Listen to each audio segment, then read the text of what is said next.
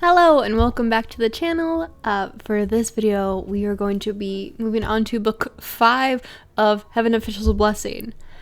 So I literally finished reading this right before filming this, so it's all fresh in my brain. I feel like a lot happened in this one. I feel like a lot happened, but also simultaneously not a whole lot. It's similar to how I felt about book 4. And looking through my notes, I didn't realize how much had happened. Going back, I'd completely forgotten that this book starts out with Xilan and Huachang kind of fleeing from Heaven's Eye and all of his people. They find the inn, they find Qirong, they find Guzi, all of that stuff happens with the spirit fetus and Fengxin. I forgot all of that was actually in this book. All of that just seems so distant from the rest of the stuff that's happening. But I mean, I guess it's the light introduction to what happens throughout the rest of it. I really liked that part because we got to see Huachang when he was in his little form. And we get to see Xilan kind of being the one to actually be able to take care of him. And he's really happy about it, even though Huachang's pouty about it because he wants to be the person to protect him. But I thought that was a nice change of pace. I enjoyed it a lot. The illustrations in that part are some of my favorite. They were so cute. This section did bring up questions though. This is right after it's discovered that Lingwen created the brocade immortal and she's betrayed the heaven. She's cut off the communication array. So there's no way for Xilan to connect with anyone because at the moment he doesn't have anyone's passwords. And I even wrote in my notes, wow, what a group gathered in random middle of nowhere inns. It was such a weird group when they finally got to the inn.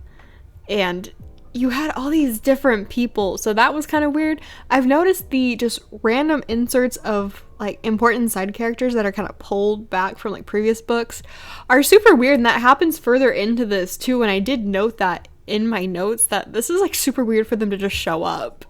So I also want to know did other people reading this book find random side characters coming back just super out of nowhere, or is that just me?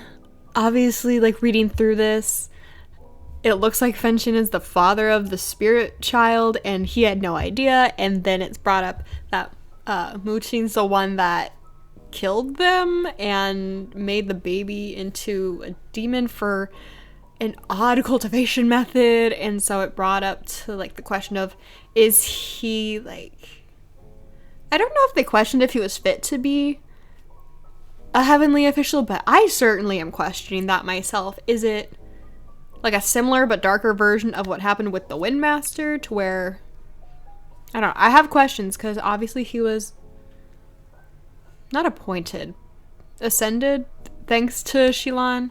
He was one of the people that he ascended, but when he ascended on his own right, did he use this really kind of dark cultivation method? And I don't know. I guess the way that you cultivate doesn't matter to get into. I still don't know how you actually get any merit to ascend.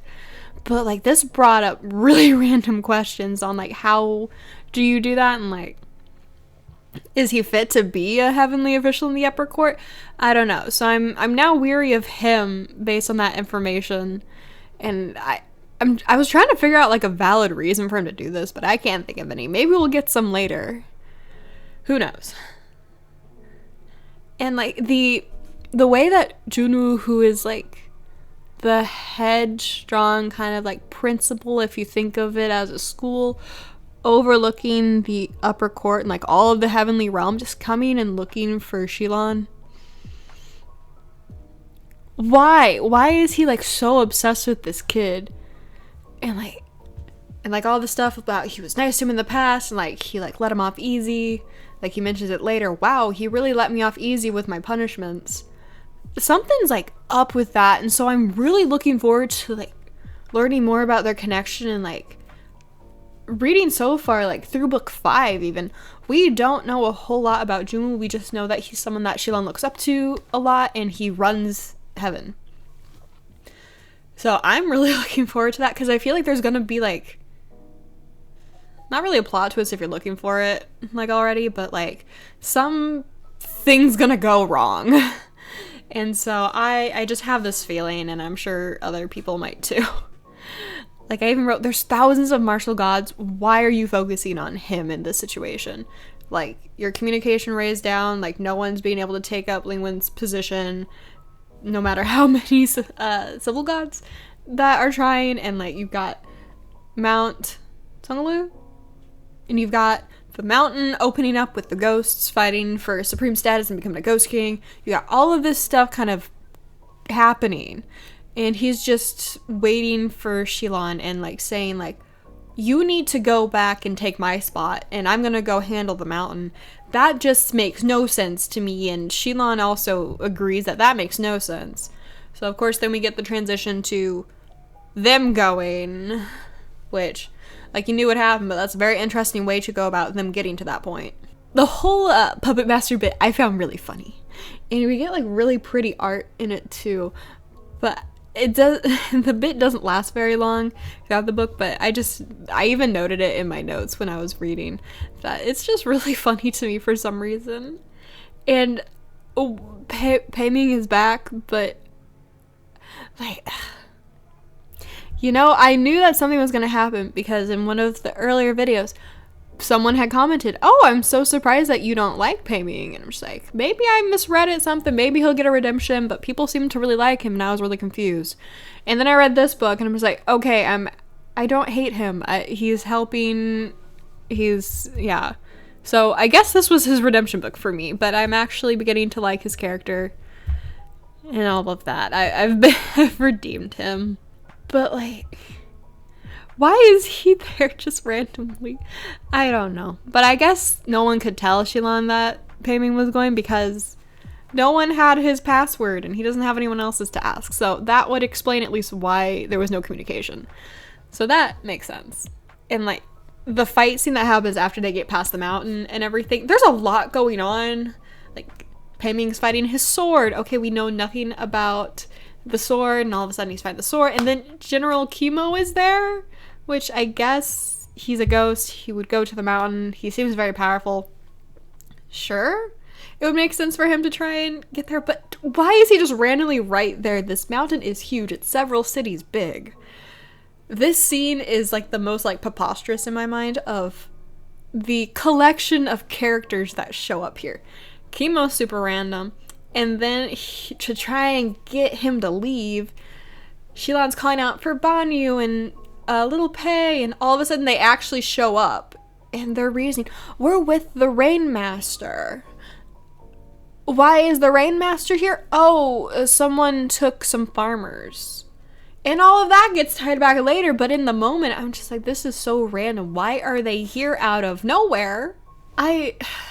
That part was super confusing for me. I didn't understand it. I still don't fully understand, but they do give reasoning on like why the Rainmaster gives chase to this specific person, which turns out to be Qirong. Are we surprised? I'm not. Of course, the ghost that eats people takes the farmers. I'm not surprised.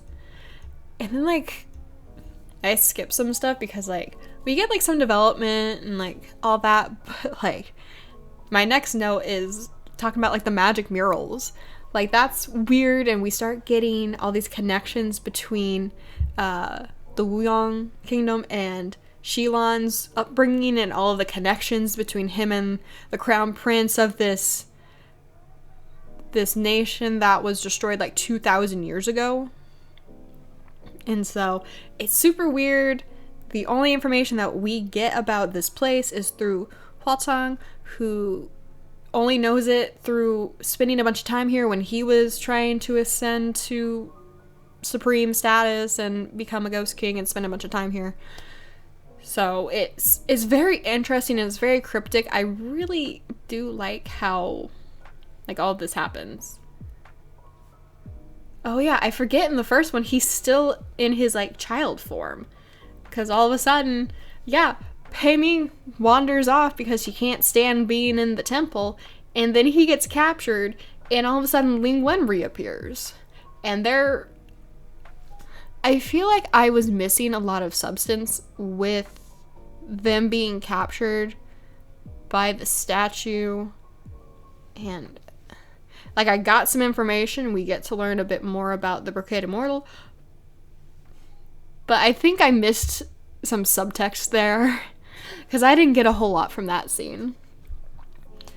And then of course we have them having to run away, and then the great return. I have it in full caps. The husband has returned. What an entrance. I thought that scene was great. I pictured it in my head. I really want to see it animated. I really hope that this entire series gets an animated adaptation, because I think that would be really pretty to see, with the rain turning into the flower petals and all that. And we get like the beautiful illustration after that. I just thought that was really good. And then my next note is about the Earthmaster shovel. So like we go a bit more. It was very sporadic with like information that I actually felt the need to like write down about in this book. So that was very interesting. It was a very slower paced book because it's basically just them getting to the top of the mountain. So we get like a lot of backstory in this one, which I actually liked the pacing and the delivery of the backstories more in this one than any of the previous times that this has happened in other books.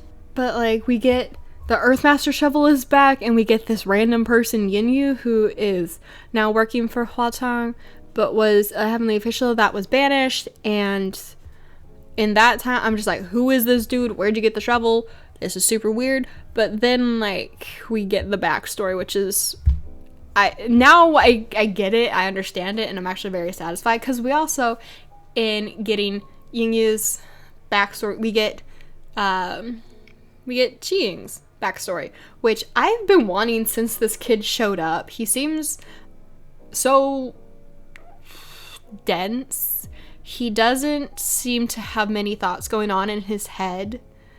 And so I was really interested in like his backstory. We get all of that, and we get like a bunch of stuff. We get the tension between the master and the student type deal going on.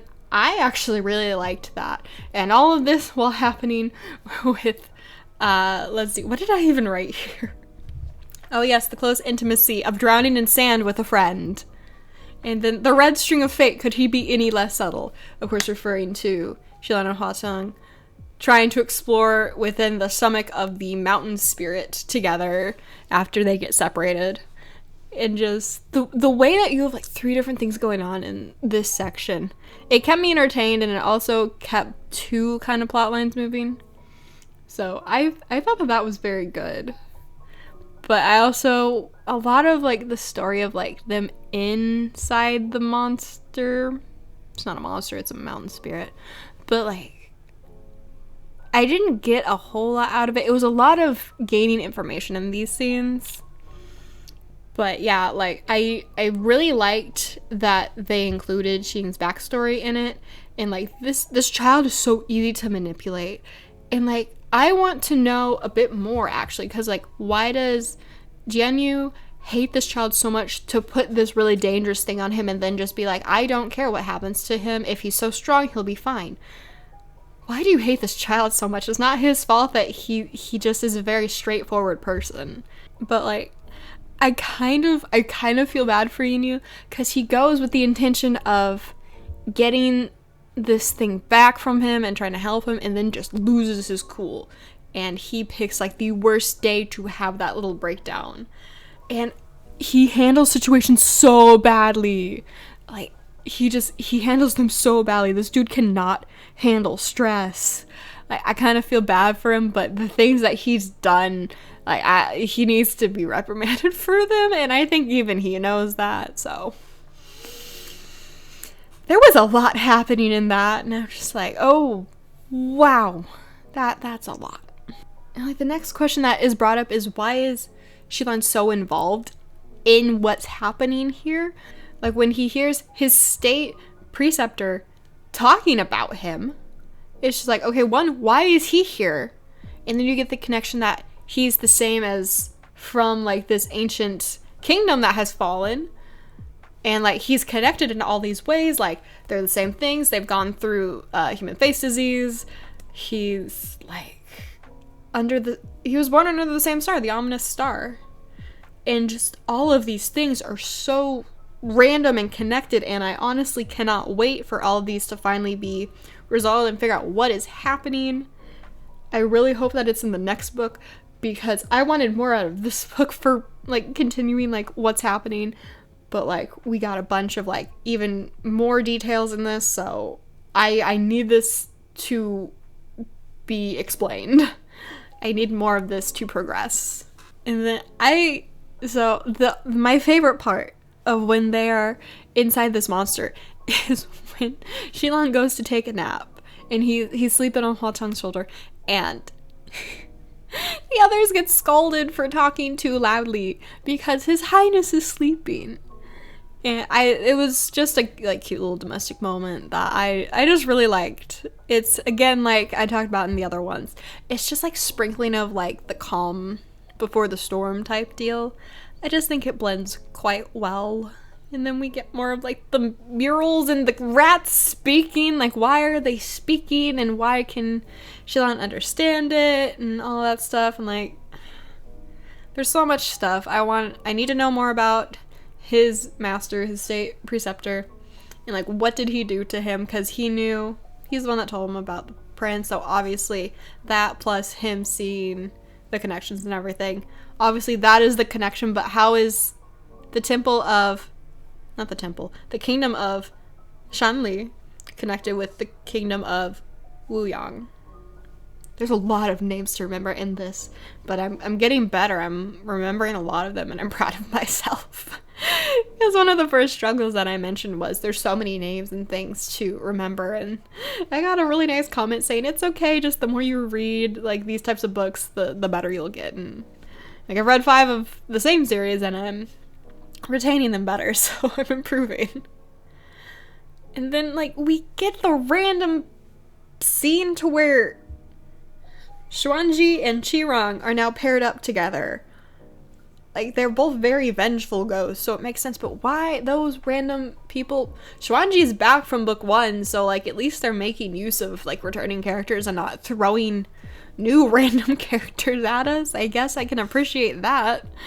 And like you get like the connection between her and Pei-Ming, so like you get the progression. But it's why is this happening? And like I cared about this scene, but I didn't care about it as much.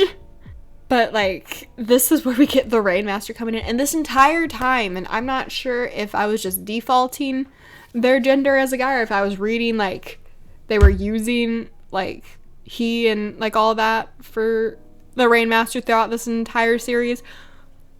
She's a woman. She's like the princess queen, 16th princess queen of Yushi. And just like kind of towards the end we get like a major like information stream about the Rainmaster, and her backstory is so sad.